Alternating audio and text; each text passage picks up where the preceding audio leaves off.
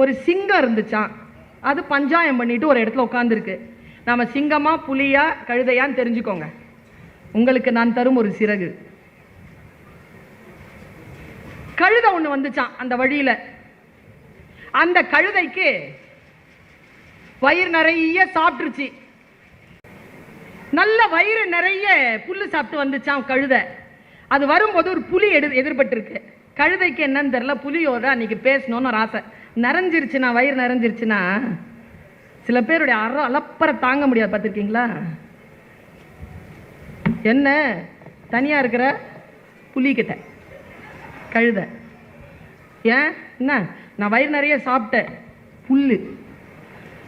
புலி சொல்லிச்சா நான் புல்லு சாப்பிட மாட்டேன்னு, எனக்கு தெரியுமே, அதனால தான் நான் சாப்பிட்டேன். உடனே புலி சொல்லிச்சா நான் புல்லு சாப்பிட்றவங்கள சாப்பிடுவேன். உடனே கோவம் வந்துருச்சு கழுதைக்கு. இன்னைக்கு 1-2 பார்த்துடலாம் புலின்ட்டு. புலிக்கு ஏதாவது ஒன்று கெடுதல் பண்ணணும்னு நினைச்சுது கழுதை. உனக்கு தெரியுமா நான் சாப்பிட்ட புல்லினுடைய கலர் என்ன? நான் புல்லு சாப்பிட மாட்டேன், நான் கலர் தெரியும், கிரீன். நான் சாப்பிட்டவன் நான் சொல்றேன் ப்ளூ. என்ன ப்ளூங்கிற? ப்ளூ தான். உனக்கு அறிவில்ல, பேர் தான் புலி. நீ சாப்பிட மாட்டல, சாப்பிட்ட நான் சொல்றேன்ல ப்ளூ. 2 பேருக்கும் ஆர்குமெண்ட் ஹீட் ஆகி ரொம்ப ஹை லெவல்ல போய் சிங்கத்துக்கிட்ட பஞ்சாயத்து போயிடுச்சு.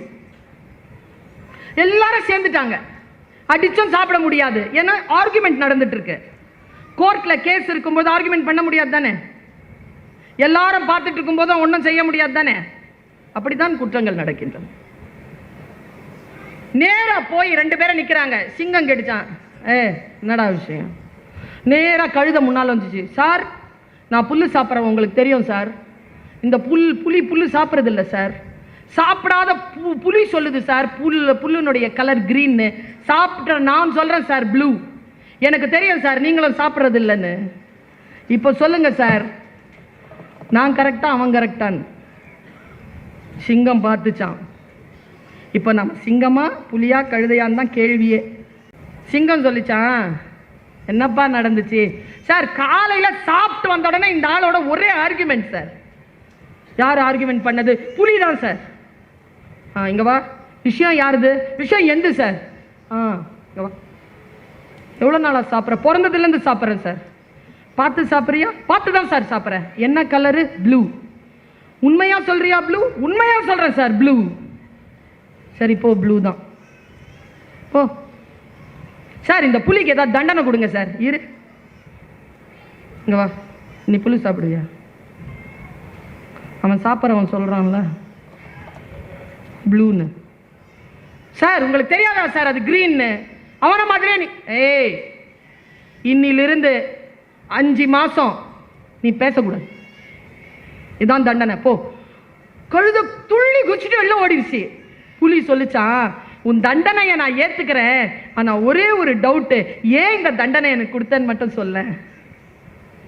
புலி கேட்டதற்கு சிங்கம் சொன்னது, உனக்கு தண்டனை கொடுத்தது எதற்கு தெரியுமா? நீ அறிவார்ந்த மிருகம்.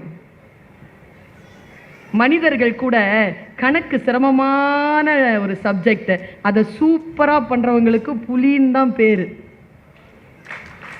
அவன் கணக்குல புலிம்பாங்க. வீரத்தில் அவன் சிங்கம் மாதிரின்னு சொல்ல மாட்டாங்க, அவன் புலி மாதிரியான வீரம் தான் சொல்லுவாங்க. நந்தி கலம்பகத்தில் கூட நந்திவர்மனுடைய வீரம் புலியிடம் சேர்ந்தது என்றுதான் எழுதுவார் ஆசிரியர்.